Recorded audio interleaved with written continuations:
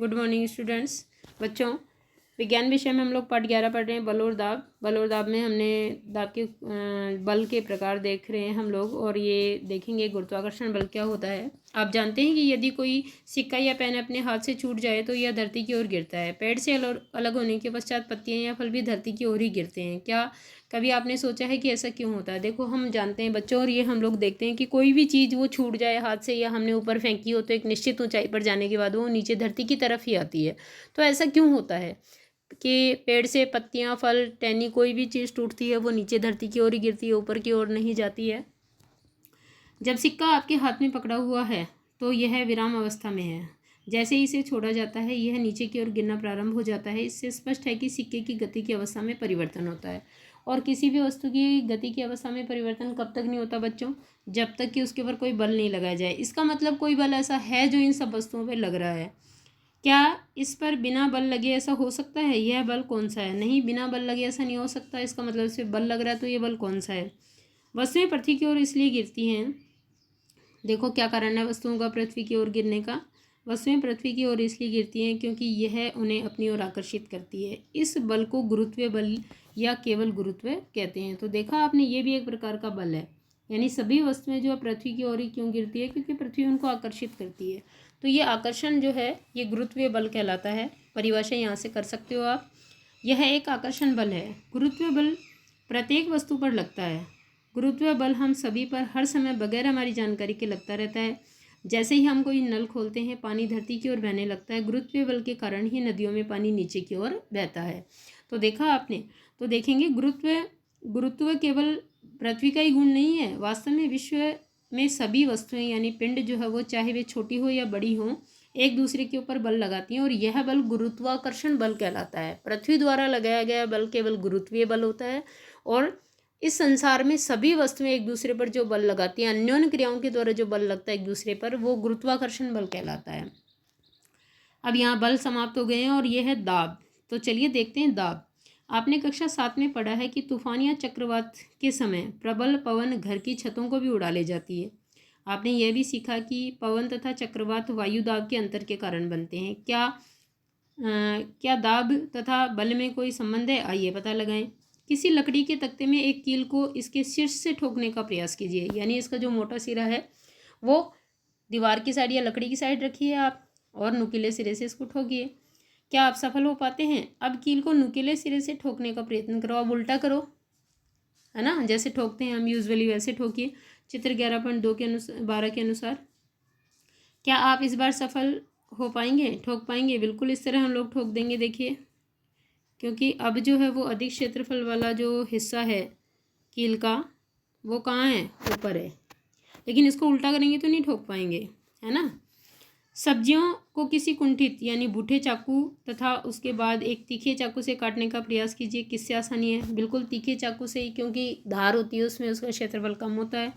क्या आपको ऐसा लगता है कि जिस क्षेत्रफल पर बल लगाया जाता है, उदाहरण के लिए कील के नुकीले सिरे पर, वह इन कार्यों को आसान बनाने में एक भूमिका निभाता है? बिल्कुल, क्षेत्रफल और जो बल है उसके अंदर कोई संबंध है। तो देखिए, किसी पृष्ठ के प्रति एकांक क्षेत्रफल पर, कोई भी एक पृष्ठ है, हिस्सा है, उसके प्रति एकांक यानी एकांक क्षेत्रफल पर जो बल है, लगता है बल, उसको ही दाब कहते हैं। तो ये है आपकी दाब की परिभाषा। और ये आपका दाब का सूत्र है कि दाब बराबर जो है वो बल बटा क्षेत्रफल। अगर आपको दाब निकालना है किसी चीज़ का तो इसी सूत्र से निकालेंगे। ये सूत्र है। यहाँ पर हम केवल उन बलों पर विचार करते हैं जो उस पृष्ठ के लंबवत हैं जिस पर दाब ज्ञात करना है। देखिए, जो दाब है वो हमेशा लंबवत लगने वाला बल ही होता है।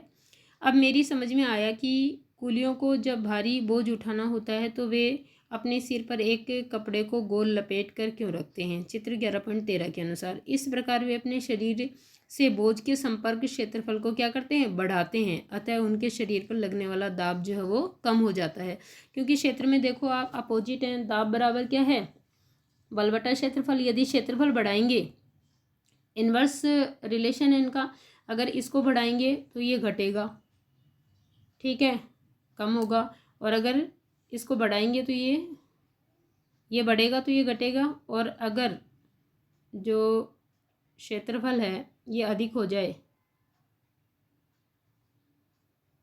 तो दाब अपने आप कम हो जाएगा, ठीक है ना, एक दूसरे के अपोजिट है ये, तो कम क्षेत्रफल पर अधिक दाब लगाया जा सकता है। तो इस तरह से कुली ने अपने सिर पर जो गोल कपड़ा लपेट के रखा, उससे बोझ को उठाने के लिए उसके शरीर के सतही क्षेत्रफल बढ़ गई है, जिससे उसको वजन कम लग रहा है। अतः उनके शरीर पर लगने वाला दाब जो है कम हो जाता है और वे बोझ को आसानी से उठा सकते हैं। इस तरह से देखिए आप भारी बोझ को ले जाते हुए। ध्यान दीजिए कि उपरोक्त व्यंजक में क्षेत्रफल हर में है।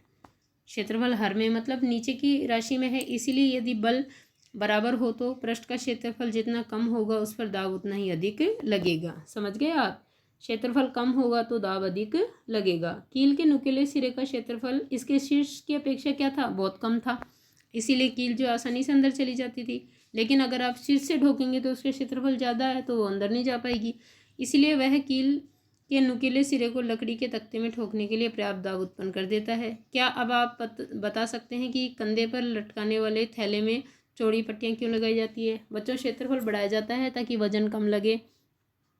इन थैलों में बारीक पट्टी क्यों नहीं लगाई जाती है? बारीक पट्टी लगाएंगे तो वजन से ये कंधे के अंदर घुसने लगेगी, आपको चोटिल कर देंगी ये, इसीलिए चौड़ाई दे करके बैगों में और पट्टी की चौड़ाई बनाई जाती है अच्छी, इसीलिए ताकि आपको वजन कम लगे। क्षेत्रफल बढ़ाया जाता है इस तरह से। और काटने तथा सुराख करने वाले औजारों के किनारे सदैव तीक्ष्ण क्यों होते हैं, है ना, क्षेत्रफल को कम करने के लिए।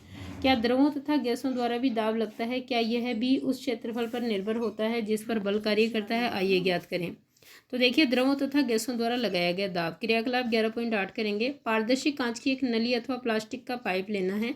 पाइप या नली की लंबाई लगभग 25 सेंटीमीटर तथा इसका व्यास यानी चौड़ाई कितनी होनी चाहिए? 5 से 7.5 सेंटीमीटर होनी चाहिए।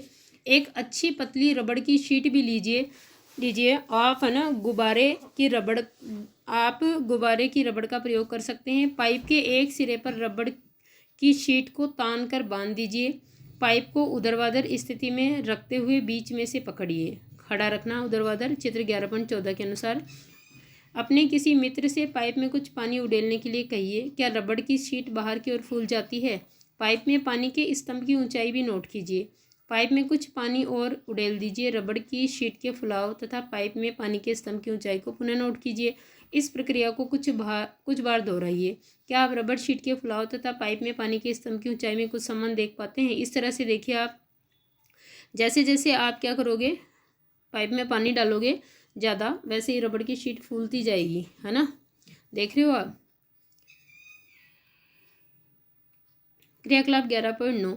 प्लास्टिक की एक बोतल लीजिए। अब पानी या मृदु पे सॉफ्ट ड्रिंक डालने के उपयोग की जा चुकी कोई बोतल ले सकते हैं। चित्र 11.15 में दर्शाए अनुसार बोतल के पैंदे के पास कुछ सेंटीमीटर लंबी कांच की एक बेलनाकार नली लगाइए। ऐसा करने के लिए कांच की नली के एक सिरे को थोड़ा सा गर्म कीजिए और फिर जल्दी से बोतल के पैंदे के समीप घुसा दीजिए। सुनिश्चित कीजिए कि जोड़ के पास से पानी न रिसे।